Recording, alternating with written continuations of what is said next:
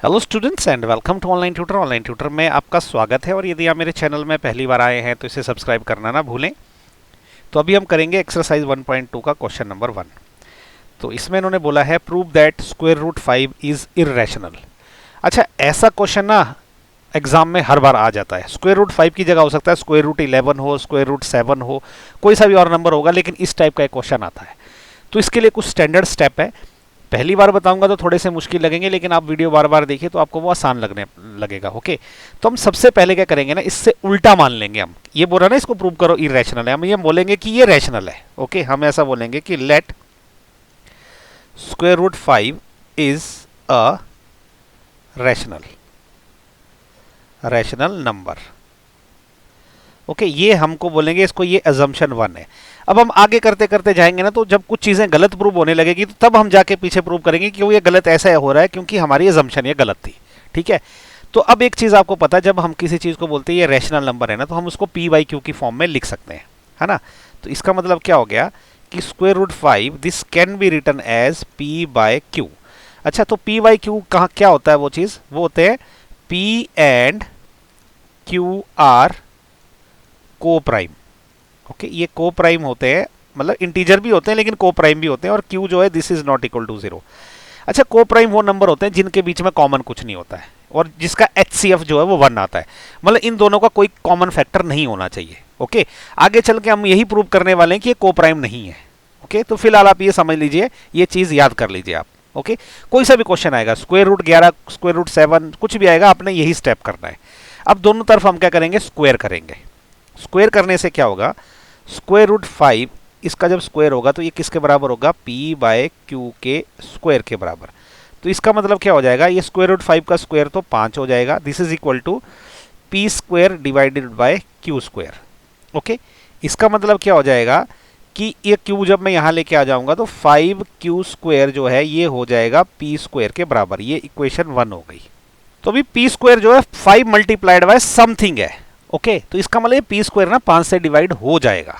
Okay, तो इसका मतलब क्या हो गया, विच इंप्लाइज कि जो पी स्क्वायर है ना, P square is divisible by 5। ये 5 से डिविजिबल है। ठीक है, अच्छा, अब हमने एक थ्योरम पढ़ी है, अगर किसी नंबर का स्क्वायर अगर उस किसी नंबर से डिवाइड हो सकता है तो वो नंबर भी डिवाइड हो सकता है। ठीक है, इसका मतलब कि p इज डिविजिबल बाय 5, इसका मतलब p भी 5 से डिविजिबल है। तो ये ना एक कंक्लूजन निकल गया, इसको मैं ना कंक्लूजन 2 बोल देता हूं, रोमन 2 में बोल दिया इसको। ओके, तो अब जो है अगर p 5 से डिविजिबल है तो हम p को कैसे लिख सकते हैं, हम p को लिख सकते हैं 5 मल्टीप्लाइड बाय कोई सा भी नंबर, मे बी सी डी, एक कोई सा भी नंबर। ठीक है, तो c लिख देता हूं मैं। ये c क्या है, ये c कोई इंटीजर है, वेयर c इज एन, ये एक इंटीजर नंबर है। Okay, this is an integer. अब क्या ये p की वैल्यू का करते हैं, इक्वेशन 1 में पुट कर देते हैं। ठीक है, विच इंप्लाइज फ्रॉम इक्वेशन 1, ये 1 में पुट करेंगे, p की जगह 5c। ठीक है, तो क्या हो जाएगा 5 q square, this will be equal to 5c square. इसका मतलब क्या हो जाएगा, 5 क्यू स्क्वायर जो है वो किसके बराबर हो जाएगा, 5 गुणा 5, क्योंकि 5 का स्क्वायर 5 गुणा 5 हो जाएगा, और c का स्क्वायर क्या हो जाएगा, ये c स्क्वायर हो जाएगा। ओके, यहां लिख देता हूं आगे। ये 5 जब वहां जाएगा ना तो q square will be equal to 5 multiplied by 5 divided by 5 c square. Okay, ये 5 को मैं यहां पे लेके चला गया, तो 5 से 5 कैंसिल जब हो जाएगा तो अब क्या हो जाएगा कि ये जो क्यू स्क्वायर है this is equal to 5c square. Okay, अब देखो जैसे इक्वेशन 1 में हुआ था ना कि पी स्क्वायर जब 5 क्यू स्क्वायर के बराबर था, वैसे ही जब क्यू स्क्वायर जो 5 मल्टीप्लाइड बाय सम स्क्वायर के बराबर आ गया, इसका मतलब क्यू स्क्वायर जो 5 से डिवाइड हो सकता है। ये हम आगे इधर करते हैं। यहां से क्या निकलेगा कंक्लूजन, यहां से कंक्लूजन ये निकलेगा कि Q square is divisible by 5। तो हमने क्या थ्योरम पढ़ी है इस चैप्टर में, थ्योरम नंबर 1.2 है। पुरानी बुक्स में देखोगे तो थ्योरम 1.3 थी।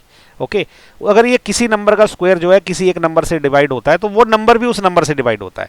यानी कि क्यू स्क्वायर अगर 5 से डिवाइड हो रहा है तो क्यू भी 5 से डिवाइड होगा, which implies Q is divisible by 5। ये क्या हो जाएगा, ये कंक्लूजन नंबर 3 हो जाएगा। अब ये बड़ा इंपॉर्टेंट है, देखिए कंक्लूजन नंबर 2 में बोला हमने p इज डिविजिबल बाय 5, मतलब p को हम 5 से डिवाइड कर सकते हैं। कंक्लूजन नंबर 3 में बोला q इज डिविजिबल बाय 5, मतलब q को भी 5 से डिवाइड कर सकते हैं। इसका मतलब क्या हो गया कि p and q both are divisible by 5, ये दोनों 5 से डिवाइड हो सकते हैं।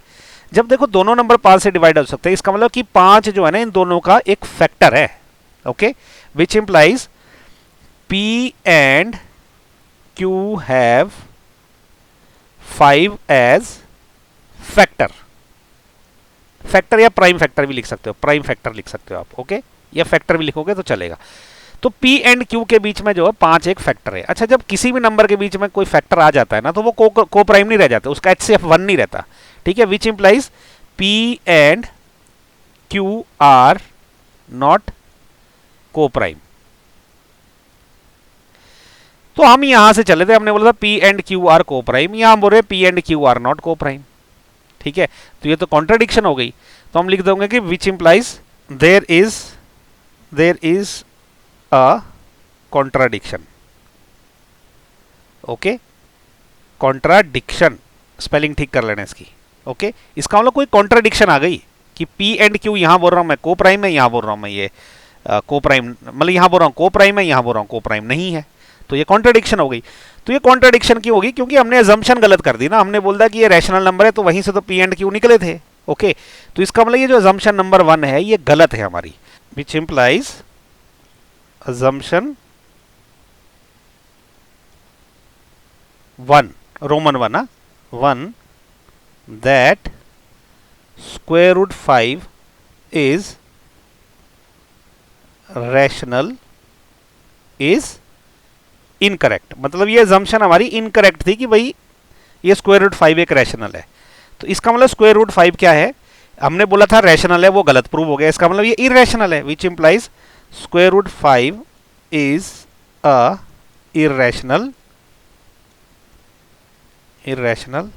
नंबर, या इरेशनल भी छोड़ सकते हो। तो ये आंसर हो गया, ओके। तो हमने फाइनली ये प्रूव कर दिया कि स्क्वायर रूट 5 जो है इरेशनल है। देखो ये क्वेश्चन ना थोड़ा अटपटा लगता है, कोई भी इसको जब पहली बार देखता ना तो थोड़ा सा कंफ्यूज हो जाता है, क्योंकि ये थ्योरी टाइप की चीज़ है, ये मैथमेटिक्स में जनरली थ्योरी नहीं होती, ठीक है।